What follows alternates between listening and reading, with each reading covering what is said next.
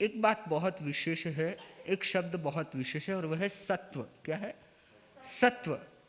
सत्व के बहुत मतलब, बहुत अर्थ किए जा सकते हैं, लेकिन आज जिस सत्व के बारे में हम समझने का प्रयत्न करेंगे वह सत्व है हमारा साहस बल, मनोबल। क्या? साहस बल, मनोबल। और वह मनोबल व्यक्ति का सत्व कहलाता है। आप दृढ़ मनोबली हैं तो आपका सत्व विशेष प्रकार का है। आप कायर भावों से या कायरता के भावों से भरे हुए हैं तो आपका सत्व कमजोर कहा जाता है। और कहा जाता है कि सिद्धि को प्राप्त करना है, सफलता को प्राप्त करना है तो हमारा सत्व मजबूत होना चाहिए। क्या मजबूत होना चाहिए? सत्व मजबूत होना चाहिए। यानी कि जिसे आज की भाषा में डेयरिंग भी कह सकते हैं। क्या कह सकते हैं? डेयरिंग। एक शब्द और भी कहा जा सकता है कि इसका विल पावर कैसा है। हालांकि इन दो तीन चीजों का मिश्रण हमारा सत्व है, ऐसा कह सकते हैं। उसका संकल्प बल, उसका आत्मबल, उसका पौरुष बल, उसकी निडरता, निर्भीकता, ये सब मिलकर के एक विशेष गुण का निर्माण करती है और वह है सत्व। और सत्व की दृष्टि से व्यक्ति के 5 प्रकार किए गए। कितने प्रकार किए? 5। सबका सत्व एक जैसा नहीं होता, सब एक लेवल के लोग नहीं होते। कई व्यक्ति ऐसे होते हैं जो मैदान छोड़ के भाग जाने वाले होते हैं, और कई व्यक्ति ऐसे होते हैं जो मैदान में डटे रहते हैं। कई व्यक्ति ऐसे होते हैं जो डिफेंड करते हैं, कई व्यक्ति ऐसे होते हैं जो ऑफेंड करते हैं। कई व्यक्ति ऐसे होते हैं जो टिके रहते हैं लेकिन सफलता का अर्जन नहीं करते। लेकिन कुछ व्यक्ति ऐसे भी होते हैं जो सामना भी करते हैं, टिके भी रहते हैं, करारा जवाब भी देते हैं और सफलता का अर्जन भी कर लेते हैं। तो सब व्यक्तियों का सत्व भिन्न भिन्न प्रकार का होता है। और सबसे पहला जो व्यक्ति यहां बताया गया और वह है रीसत्व। क्या? सबसे पहला जो प्रकार बताया गया रीसत्व, यानी कि जो व्यक्ति शरीर से शूर होता है। किससे शूर होता है? शरीर से पराक्रमी होता है। शरीर का बल बहुत विशेष होता है। किसका बल? शरीर का बल। यानी कि कभी स्थिति आ जाए, समस्या सामने आ जाए, तकलीफ आ भी जाए तो वह मन से भले ही हार मान ले लेकिन शरीर से हटता नहीं। क्या? शरीर से वहीं जमा रहता है। कई व्यक्ति ऐसे होते हैं किसी कार्य का प्रारंभ करते हैं लेकिन सफलता का अर्जन नहीं कर पाने के बावजूद भी वे वहां खड़े रहते। क्यों? क्योंकि उन्हें एक मन में डर होता है कि कहीं लोगों में क्या प्रतिक्रिया होगी, लोग क्या समझेंगे, लोग क्या मानेंगे। आप लोग रास्ते निकलते हैं, बहुत बड़े बड़े शोरूम्स देखते हैं, बहुत बड़े बड़े आउटलेट्स, बहुत बड़े कह सकते हैं कि ऐसे ऐसे शोरूम्स, ऐसे ऐसे मॉल्स आप देखते हैं। और कई बार आपके दिमाग में प्रश्न आता होगा कि दिन भर में 25 ग्राहक इसमें नहीं आते, ये चलता कैसे होगा। और ये बहुत बड़ा रिसर्च किया गया कि जितने जितने बड़ी ब्रांड्स के बड़ी फ्रेंचाइजी होती है, बड़े शोरूम्स होते हैं या बड़े बड़े जो आउटलेट्स होते हैं, बड़ी बड़ी ब्रांचेस जो होती है, आश्चर्य की बात है कि सब में कमाई नहीं होती। क्या? सब में कमाई नहीं होती। कुछ विशेष केंद्र इनके होते हैं, वहां बहुत कमाई होती है और बाकी तो सारे किसके लिए होते हैं? सिर्फ और सिर्फ एडवर्टाइजमेंट में। वह लोगों का ध्यान आकर्षित कर सके, वह मार्केट में बने रह सके, लोगों की जुबान पर उसका नाम बना रह सके, सिर्फ और सिर्फ इतना लक्ष्य होता और कोई लक्ष्य नहीं होता। तो कुछ व्यक्ति समाज में भी ऐसे होते हैं, मन से तो हार चुके होते हैं। उन कंपनीज को पता है कि हमारी यहां सिचुएशन क्या है, कौन खरीदने वाला है कि नहीं है, उनको सब पता है, लेकिन फिर भी वे वहां से हटाते नहीं, घाटा खा के भी दुकान लगा के रखते हैं। क्यों? क्योंकि उनके मन में डर होता है कि अगर हम ये सब हटा देंगे तो नाम चला जाएगा, लोगों में इमेज खराब हो सकती है, ये हो जाएगा, वह हो जाएगा, बहुत सारे चिंतन होते हैं। तो पुरुष भी एक ऐसा होता है जो मन से तो मान लेता है, समझ लेता है कि मैं जीत नहीं पाऊंगा, लेकिन क्या करता है? वहीं खड़ा रहता है, चाहे नादानी भरी हरकतें करे, चाहे ऐसे ही बस डमी की तरह खड़ा रहे, लेकिन क्या करता है? खड़ा रहता है। बूथ बन के भी खड़ा रहता है, ऐसे भी बोल दो तो कोई आपत्ति की बात नहीं। तो सबसे पहला व्यक्ति री सत्व का होता है। और दूसरा होता है री मनः सत्व का। कौन सा? री मनः सत्व, कि जिसमें उसका मनोबल तो दृढ़ होता है। कैसा होता है? मन मजबूत होता है, मन मक्कम पक्का होता है, लेकिन शरीर से कभी कभी कांपने लगता है। कई बार बड़े बड़े होशियार विद्वान व्यक्ति, पौरुष के धनी व्यक्ति ऐसे होते हैं जिनको कुछ काम करने को बोल दे कि मेरे से तो नहीं होता है, दूझने छूटती है। उनके दिमाग में प्लानिंग सारी बहुत अच्छी है, वे बहुत अच्छे तरीके से शायद वे कार्य को संपादित कर भी सकते हैं, लेकिन शरीर का सत्व मजबूत नहीं होता। सिर्फ और सिर्फ मन का सत्व मजबूत होता है। मन से तो वह मैदान में खड़े रहते हैं, लेकिन शरीर से वे वहीं कांपने लगते हैं, या शरीर के हाव भाव, शरीर के एक्सप्रेशन कुछ नेगेटिव बन जाते। कैसे बन जाते हैं? और एक बात आपको बता दूं कि चाहे शरीर की एक्सप्रेशन हो, चाहे मनोबल हो, ये दोनों हमारी परफॉर्मेंस को, हमारी प्रेजेंस को इफेक्टिव बनाते हैं। क्या बनाते हैं?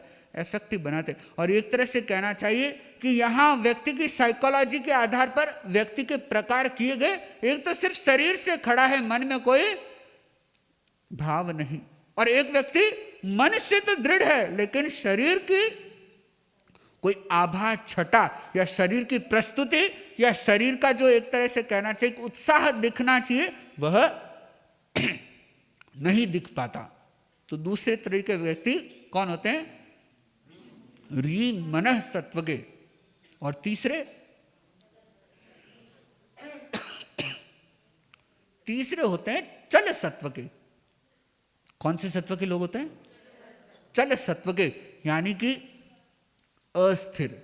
क्या रहते हैं? जैसे कोई आदमी बीमार होता है ना, तो अपन क्या बोलते हैं कि स्टेबल नहीं है। क्या नहीं है? कभी ठीक होता है, कभी अचानक हालत में सुधार आ जाता है। बहुत कुछ नहीं लगने वाली चीज भी लगने लगती है। कई बार ऐसा होता है कि व्यक्ति मर रहा होता है। क्या कर रहा होता है? मरने वाला होता है, लेकिन मरने से पहले पहले कई बार बोलते हैं कि ऐसी एनर्जी आती है, कि ऐसा उबार आता है कि व्यक्ति बहुत कुछ बोलने लगता है। तो हमारे मन में एक आशा जगती कि ये तो जी जाएगा, लेकिन वह स्थिर स्वास्थ्य नहीं होता। क्या नहीं होता? वह स्थिर स्वास्थ्य नहीं होता। ऐसे ही व्यक्ति के भाव होते हैं, कभी इस तरफ, कभी इस तरफ, कभी यह करता है, कभी वह करता है। आज ही अखबार में एक मीम देखा, और उस मीम में लिखा हुआ था कि मैं शपथ लेता हूं कि मैं अब पलटी नहीं मारूंगा। क्या क्या था? अब मैं शपथ लेता हूं कि मैं पलटी नहीं मारूंगा। लेकिन लोग कई क्या करते हैं? सिर्फ पलटियां मारते रहते, कभी इधर कभी उधर, कभी इधर कभी उधर। तो वह तीसरा होता है चल सत्व। वह भी पुरुष की एक मानसिकता को दर्शाता है। और चौथे प्रकार के मनुष्य होते हैं, वो होते हैं स्थिर सत्व। क्या होते हैं? स्थिर सत्व, यानी कि जिनका मनोबल, शरीर बल दोनों स्थिर होता है, और अभी भी मजबूत है, और बाद में भी क्या रहेंगे? मजबूत रहेंगे।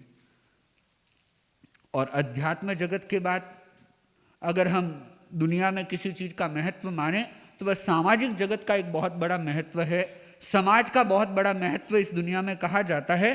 तो समाज में जो लोग होते हैं, उनके लिए इस बात का बहुत बड़ा महत्व होता है कि वे पहले कैसे हैं और बाद में कैसे रहते हैं।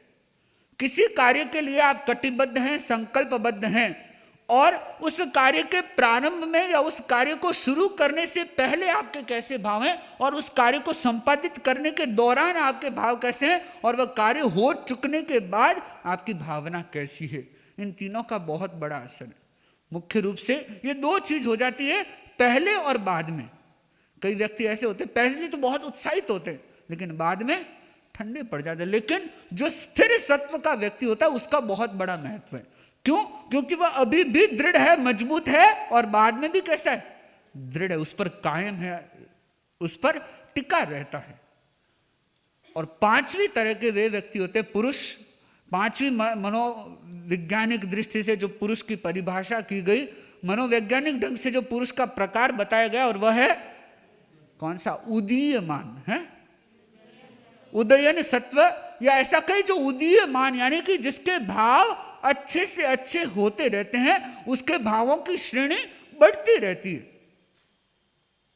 आपने किसी दिन कोई त्याग स्वीकार किया, कोई संकल्प स्वीकार किया, तो अपना तो क्या होता है, कई बार उत्साह ठंडा पड़ जाता है। धीरे धीरे धीरे धीरे धीरे धीरे धीरे क्या होता है, कई बार लोग छोटे छोटे संकल्प करते हैं, कई लोग बड़े बड़े संकल्प भी करते हैं। आपने उदाहरण के तौर पर कल बुधवार था, दोपहर में ध्यान का प्रयोग करवाया गया, आपने एक संकल्प कर लिया होगा कि मुझे रोज ध्यान करना है। या उदाहरण के तौर पर श्वास का एक प्रयोग जो आपको होमवर्क में मिला, आपने मन में बना लिया होगा कि मुझे ये प्रयोग करना है। पहले दिन तो आपने बहुत दमखम लगाया, अच्छे से टाइम लगाया, अच्छे से सावधानी से वह प्रयोग किया, लेकिन जैसे ही दूसरा दिन आया आपके भाव बदल गए, आपका तरीका थोड़ा सा ढीला पड़ गया। तीसरा दिन आया और ढीले पड़ गए, चौथा दिन आया और ढीला पड़ गया, और करते करते करते वापस कई बार ऐसा होता है कि 4 दिन 5 दिन निकलते हैं, वह प्रयोग छूट भी जाता है। लेकिन जो उदयन यानी कि जिसका मनोभाव बढ़ता चला जाता है, वे ऐसे नहीं करते, वे उसको और ज्यादा विशेष बनाते चले जाते हैं। क्या करते हैं? और ज्यादा उसमें उन्नति को प्राप्त करते चले जाते हैं, विकसित होते चले जाते हैं। और उनकी जो मानसिकता यहाँ बताई गई, उदयन सत्व। और यहाँ एक बहुत सुंदर उदाहरण लिया है, एक छोटे से प्रसंग के माध्यम से समझाया गया है कि कौन व्यक्ति अपने मनोभावों में विकास को प्राप्त करता है, अपनी पौरुष की साधना में विशेष रूप से आगे बढ़ता है। तो यहाँ एक बताया गया, एक राजा हुए इक्ष्वाकु वंश के। कौन से वंश के? इक्ष्वाकु वंश के एक राजा हुए, और जिनका नाम था कीर्तिधर। क्या नाम था? कीर्तिधर। और उस राजा का एक पुत्र था सुकौशल। क्या नाम था? सुकौशल। उनकी वाइफ का, रानी का नाम था सहदेवी। ये नाम आपकी पुस्तक में लिखे हैं। तो वह राजा कीर्तिधर, कहते हैं कि इक्ष्वाकु वंश की एक परंपरा थी कि राजा एक समय आने पर अपना सिंहासन छोड़ करके क्या हो जाता? दीक्षित हो जाता, साधु बन जाता। तो राजा कीर्तिधर भी क्या हो गए? दीक्षित हो गए। दीक्षित हो गए तो घर बार को छोड़ करके कहां चले गए? जंगल में कहें या अपने साधुचर्या को जीने लगे। साधना सिर्फ जंगल में होती है ऐसी बात नहीं। भगवान महावीर ने कहा है कि साधना नगर में भी हो सकती है, जंगल में भी हो सकती है। और कई बार आप आश्चर्य करेंगे कि व्यक्ति जंगलों में रहते हैं लेकिन नगर उनके दिमाग में घूमते रहते हैं, और कई व्यक्ति जो नगर में रहते हैं लेकिन बड़ी ही शांति में, बड़े ही आत्मभाव में लीन रहते हैं। तो स्थान का कोई बहुत ज्यादा अति महत्व भगवान महावीर ने नहीं दिया। तो मुनि कीर्तिधर अपनी साधना की चर्या में लग गए, और एक बार समय ऐसा आया कि वे विचरण करते करते वापस अपनी नगरी अयोध्या में आने लगे। और जैसे ही अयोध्या नगरी में आने लगे, उनकी पत्नी जो रानी थी, रानी सहदेवी, जो राजमाता बन चुकी थी, उनको भी पता लगा कि कौन आ रहे हैं? मुनि कीर्तिधर आ रहे हैं। अब देखो, संत आए तो अलग अलग भाव उठते हैं लोगों के, है ना। एक भाव तो ये उठता है कि धन्य है, मुझे कुछ अच्छी प्रेरणा मिलेगी, और एक मन में कंपी छूटती है कि करी सौगन पर कराए, करी पचकौन कराए। आदमी कोई किनारा खोजता है, आदमी देखता है कि बाबू जी गोची लेने फटाफट पदार जावे तो बढ़िया, करी वकौन रोपो कही तो दिक्कत हो जाए, करी सामायिक रो कह दिए तो प्रॉब्लम हो जाए। मतलब अलग अलग प्रकार के भाव के लोग होते हैं। और कई व्यक्ति ऐसे होते हैं, यही हुबली की बात है, एक घर में मैं गया तो उस भाई को बच्चा था, वैसे कोई बहुत छोटा भी नहीं तो बहुत बड़ा भी नहीं, एक किशोर वय का बच्चा। और उससे मैंने जैसे ही प्रेरणा दी प्रवचन सुनने की, उसने कहा महाराज हमारा हर संभव प्रयत्न रहेगा, हम प्रवचन सुनेंगे ही। मैंने तो क्या कहा था उससे कि तुम कोशिश करना, कि महाराज कोशिश का पक्का। और लगभग मैं देखता हूँ वो प्रवचन में उपस्थित होता है। आप देखिए ये क्या होता है, ये एक उत्साह भाव होता है। साधु के आने पर एक मन में भाव होता है कि हमें कोशिश करना ही है। तो जैसे कीर्तिधर मुनि आ रहे थे, लेकिन उनकी ही पत्नी, अब लोग तो कहते हैं ना पत्नी मारी है, घरवाली मारी है, घरवाला मारो, हम देख जो घरवाली कड़ी है ना। तो वह जैसे ही कीर्तिधर मुनि आने लगे, कहा अपने नगर अयोध्या की तरफ, उनकी पत्नी ने देखा कि करी बेटा नहीं मुंडन लेन पर जाए नहीं, है ना। कभी बेटे को ही मूंड के लेके चले जाएंगे, इसलिए उनको क्या करो, वहीं से रिटर्न करवा दो। तो नगर के जो आरक्षक थे, सुरक्षा कर्मी थे, उनको बोला कि एक मुनि आएंगे और उन मुनि को वहीं से लौटा देना, उनको वहीं से वापस भेज देना। आप देखिए कौन?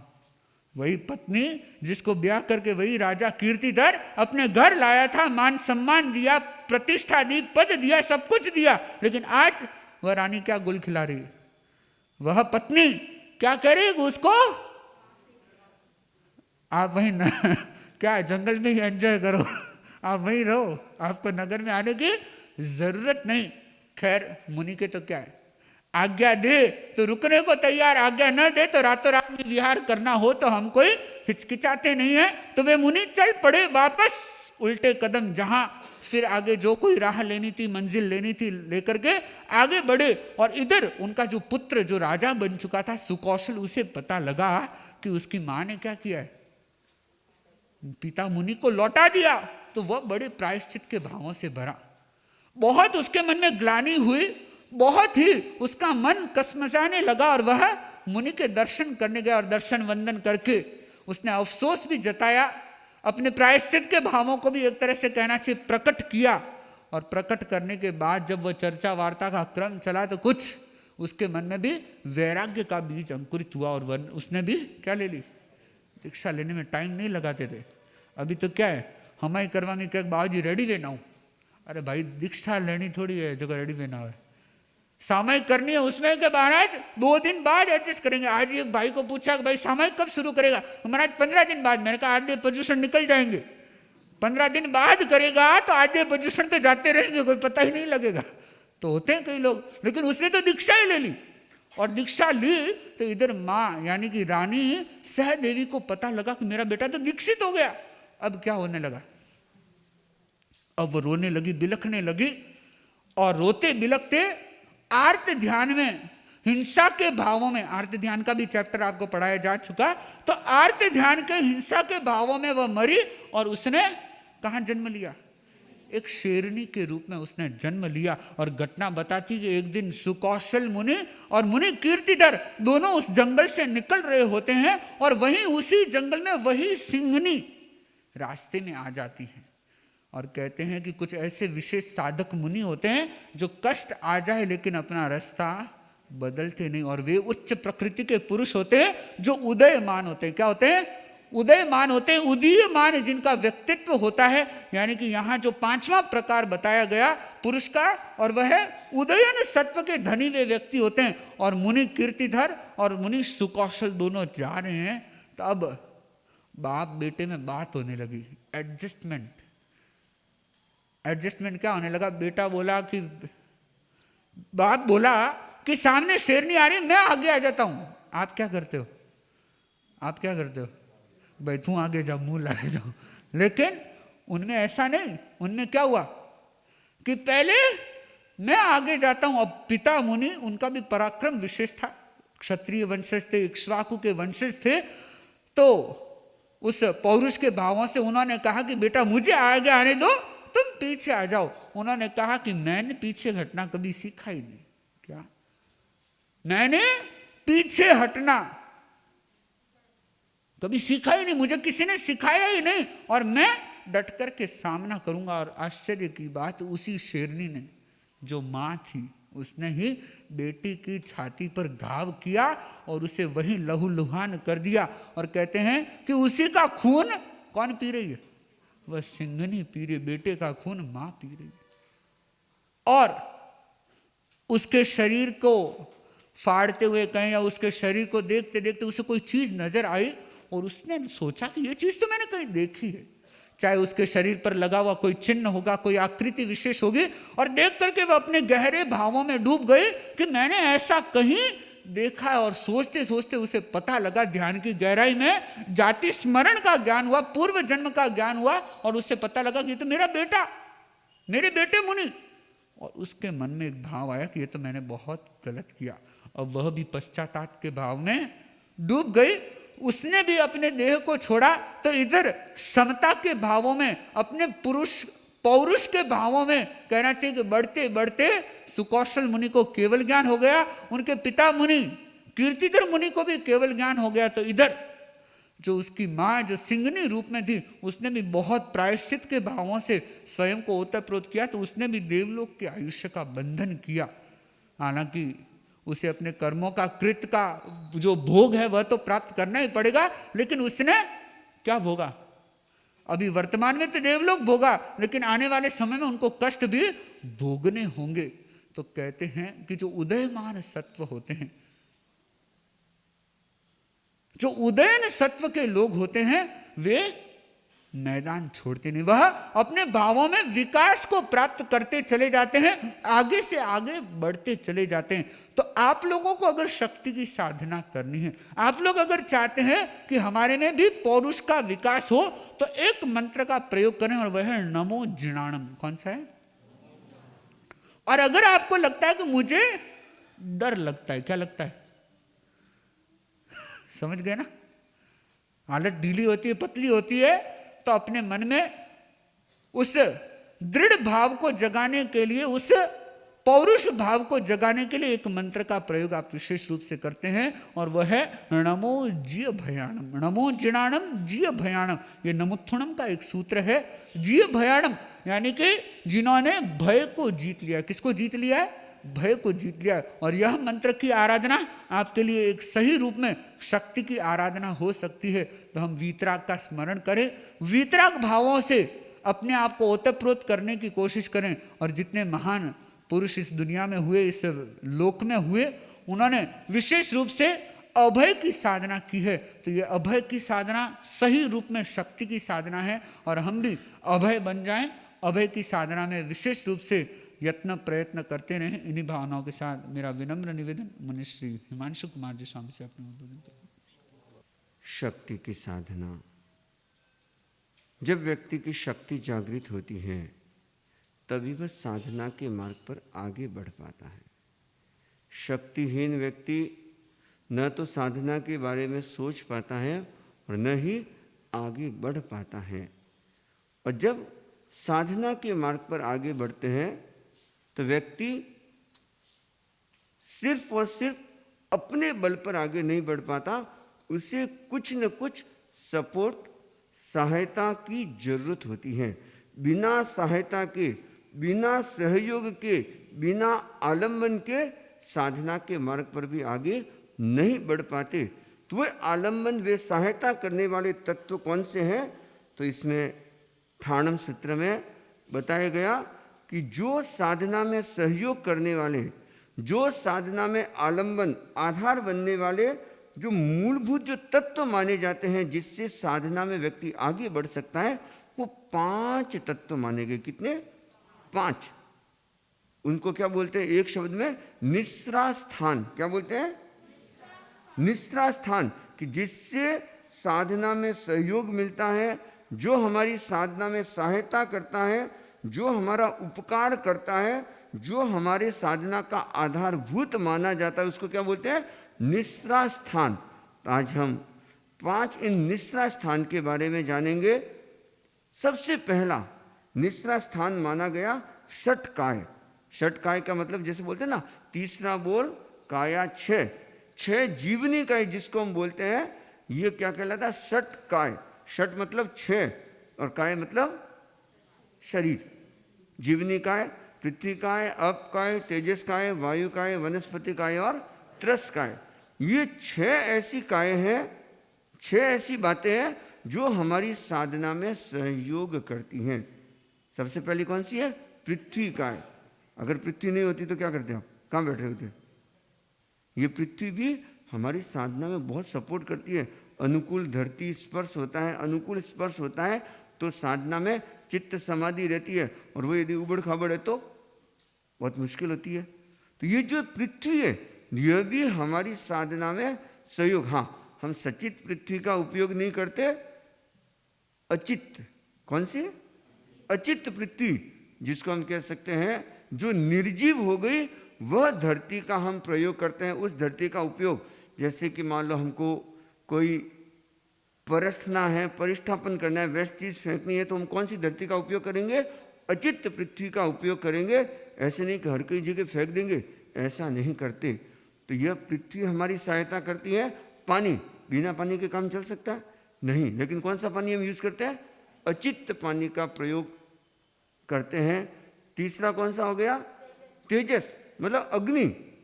अग्नि का कैसे उपयोग करता है? अग्नि कैसे सहायता करती है हमारी? अग्नि द्वारा जो निष्पन्न चीजें हैं वो हम प्रयोग में लेते हैं। खाना बनता है, किससे बनता है? अग्नि से बनता है।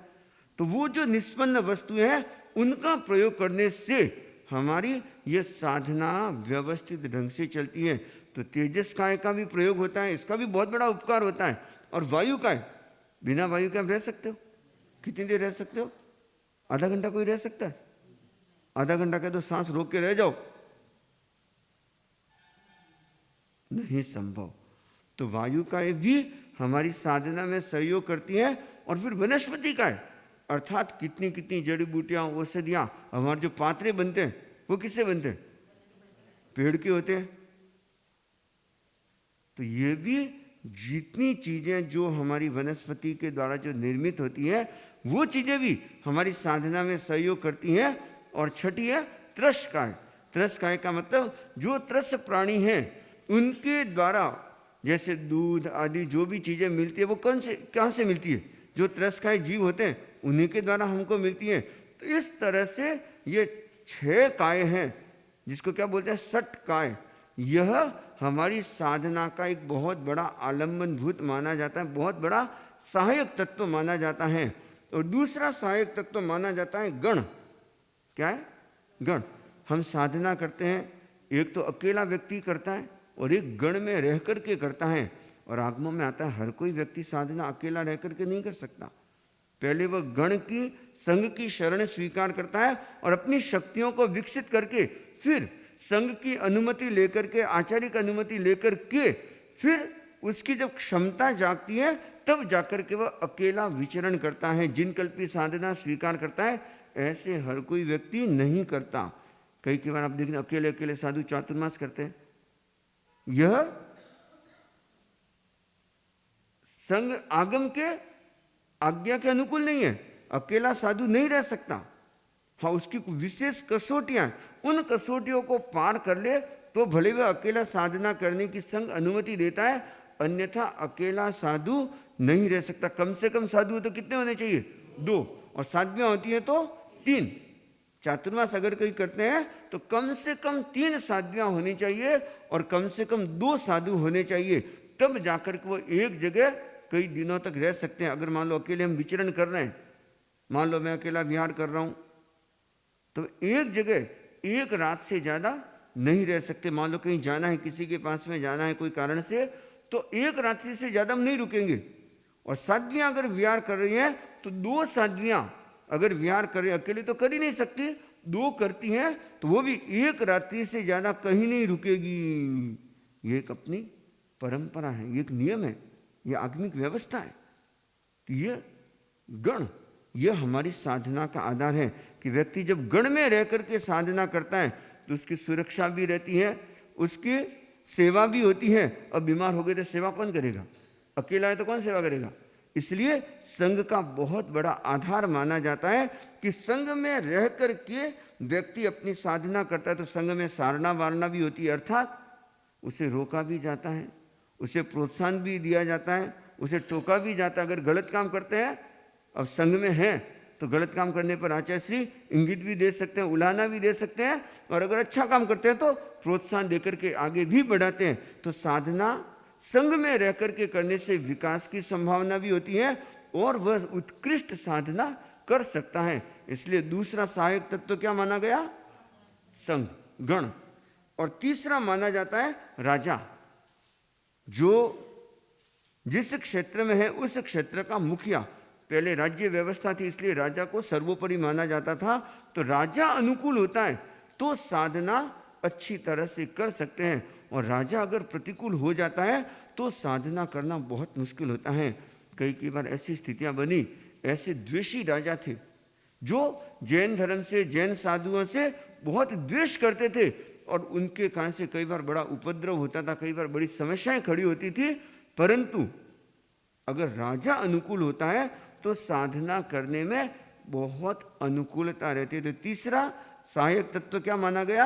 राजा का अनुकूल होना। और चौथा तत्व माना गया गृहपति। गृहपति मतलब क्या होता है? मालिक। कौन सा मालिक?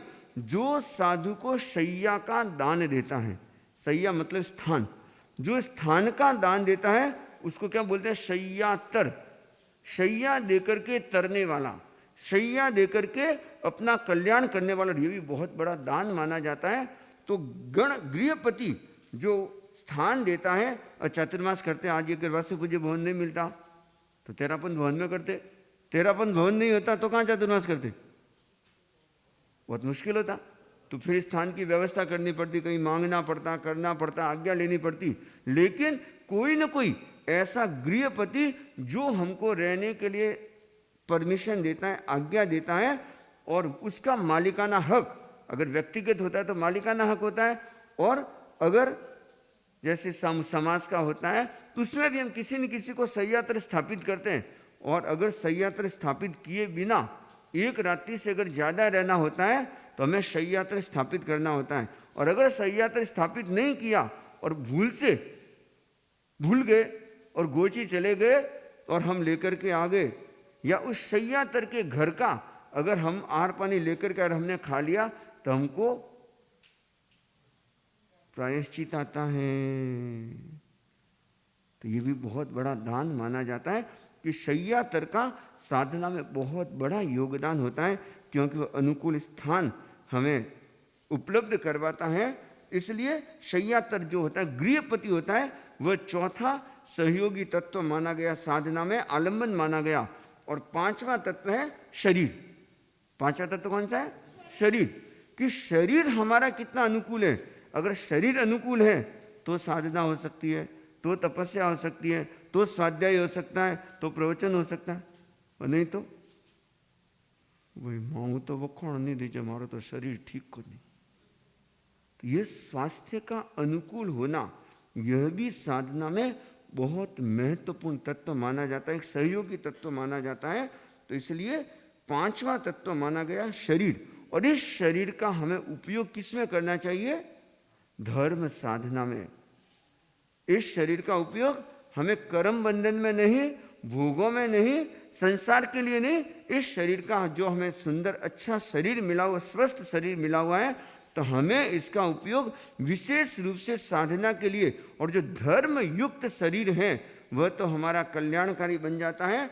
धर्म युक्त शरीर की हमें सुरक्षा भी करनी चाहिए, ताकि हम अच्छी तरह से और ज़्यादा धर्म साधना कर सकें, जिसके द्वारा हम कर्म निर्जना कर सकें, जिसके द्वारा हम अपनी आत्मशुद्धि कर सकें। और धर्म से क्या करना? हमको अपना आत्म कल्याण करना। और इसका सहायक तत्व क्या माना जाता है? शरीर। तो ये शरीर जो हम साधना में लगाएं और इसके द्वारा उत्कृष्ट धर्माराधना करने की कोशिश करें, तो ये पांच ऐसे आलम्बन तत्व माने गए धर्माचरण के। ये पांच आलम्बन की, जो व्यक्ति धर्म के मार्ग पर आगे बढ़ता है उसके लिए पांच सहायक तत्व हैं, जिनके द्वारा व्यक्ति अच्छी साधना कर सकता है, जो जीवन में बहुत बड़ा सहारा बन सकते हैं। तो ये पांच तत्व ठाणम आगम में बताए गए। तो हम इन पांच तत्वों का उपयोग करके अपने जीवन में उत्कृष्ट साधना करने की कोशिश करें। तो ये धर्माचरण के आलम्बन क्या क्या है, इसके बारे में आपके सामने चर्चा की है।